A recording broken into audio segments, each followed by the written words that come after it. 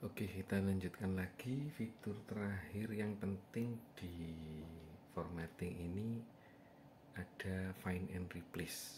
Find ini untuk mencari kata, find and replace adalah mencari dan mengganti. Jadi fitur ini misalkan kita cari kata seperti ini Belanda, kemudian mau kita replace menjadi kata lain. Kalau kita tekan replace satu persatu, maka dia akan mencari kata Belanda.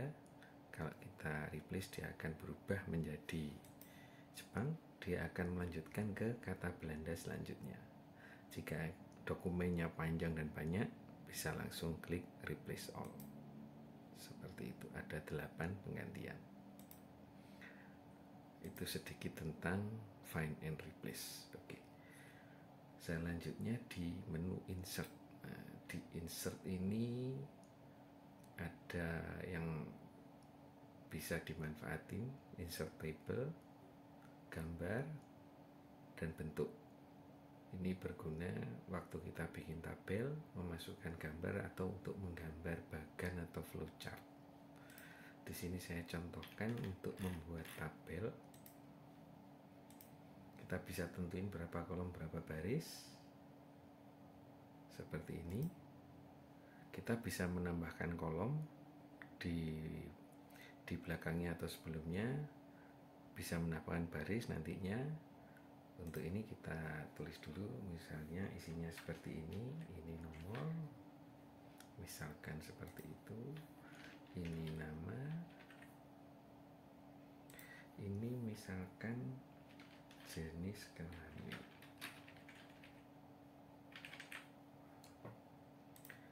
Di sini nomor 1 namanya Budi, di sini diisi. Nah, ini kan harusnya ada 2 sel, 2 kolom. Misalkan di sini dia ditulis pria, maka di nomor 2, misalkan di sini kita kasih nama perempuan, maka tertulis di sini kita tulis wanita. Nah, menambah kolom baris baru, taruh kursor di belakangnya, kita enter, itu sama dengan menambah baris baru. Untuk sel yang seperti ini bisa kita gabungkan dengan perintah merge cell. Klik kanan, kita pilih merge. Ini menggabungkan sel yang terpisah menjadi satu. Nah, seperti ini. Untuk header biasanya kita buat formatnya tebal dan di tengah.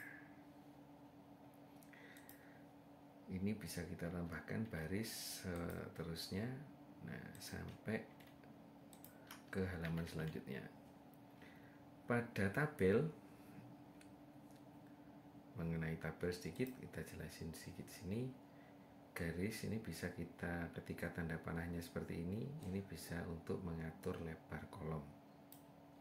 Kalau di baris, di garis yang mendatar, berarti kita bisa rubah lebar baris seperti ini. Ini bisa kita atur formatnya, misalnya ini kita buat backgroundnya berwarna seperti ini misalnya. Jadi ketika kita ngeklik tabel, maka ini paragraf yang tadinya untuk paragraf, dia berfungsi juga untuk mewarnai tabel. Untuk menggabungkan 2 sel menjadi satu, itu juga bisa lewat menu layout yang berhubungan dengan layout tabel. Itu ada di menu layout.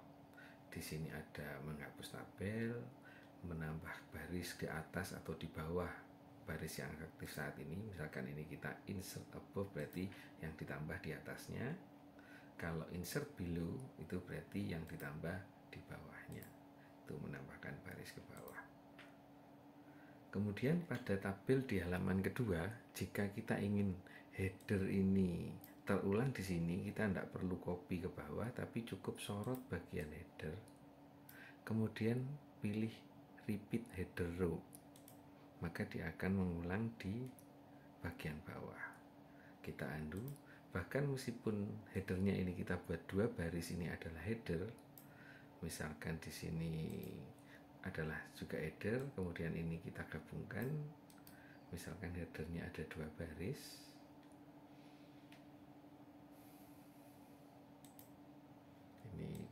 gabungkan jadi satu sel, ini juga satu sel, tapi ini mau dijadikan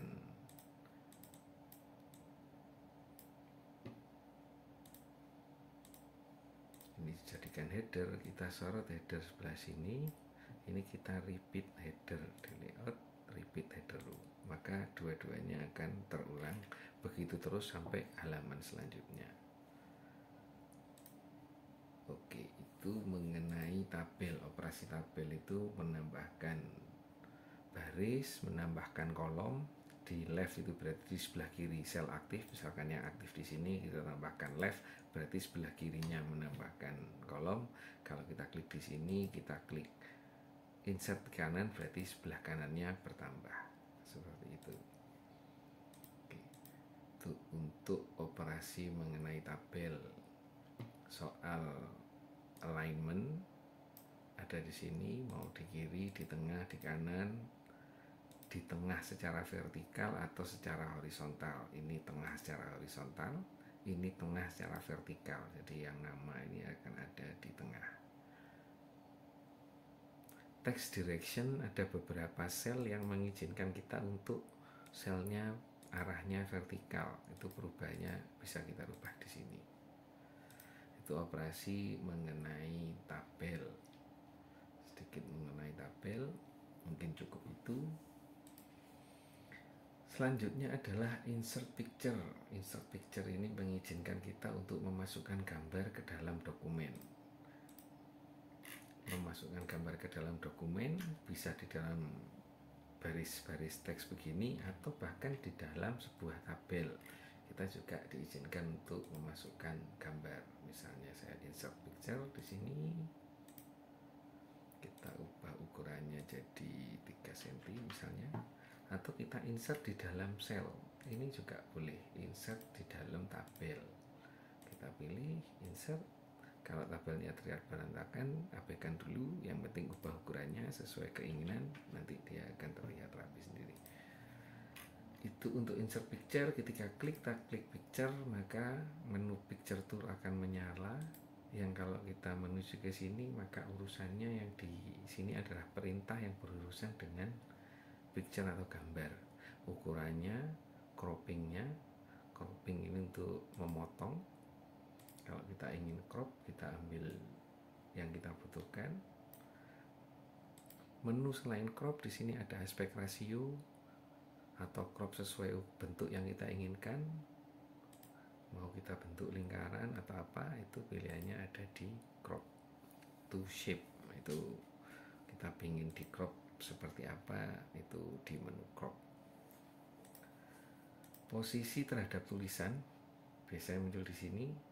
Ini biasanya defaultnya adalah inline with text.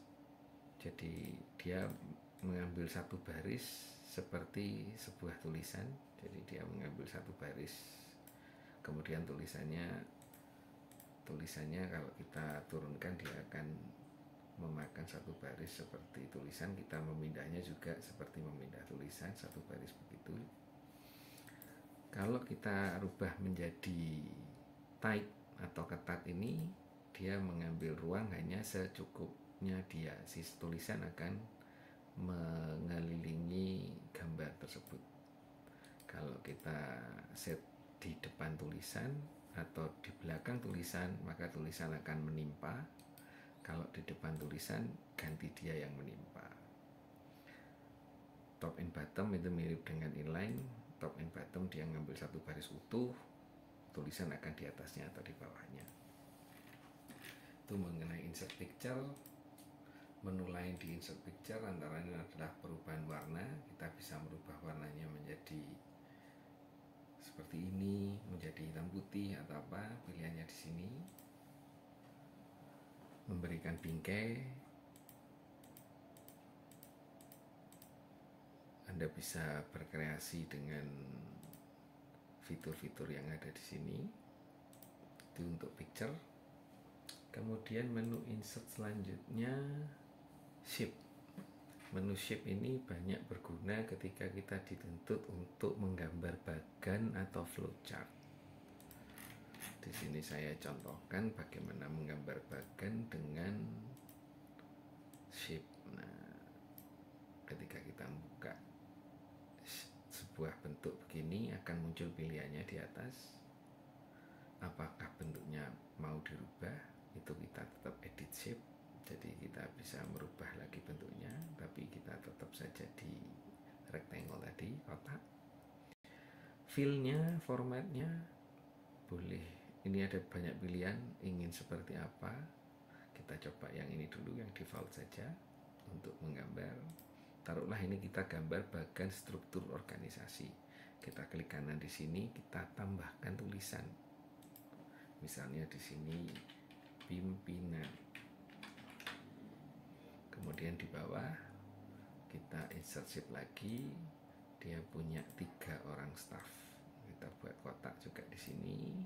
Kita pilih shape yang ini. Kita tambahkan tulisan staff 1. Kita buat kotak lagi di sebelah kanan tanpa harus insert lagi. Kita bisa menggandakan yang ini. Tekan Ctrl pada keyboard sehingga muncul tanda plus.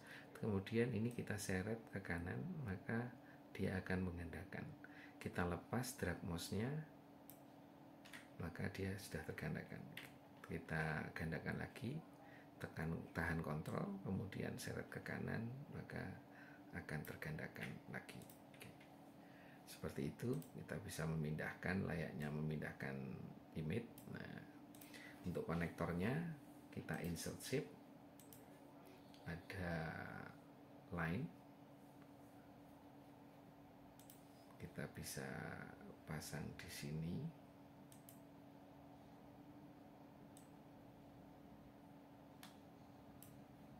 Kita insert line lagi,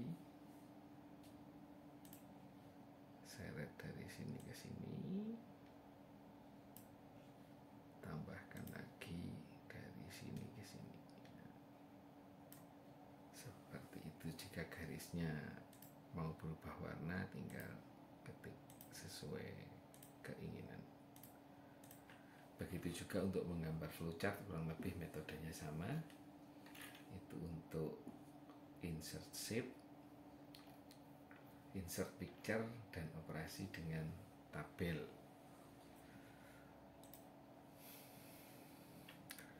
Text box ini kita langsung ke sini dulu. Nanti back number, back border ini kita jelaskan di sesi paling akhir.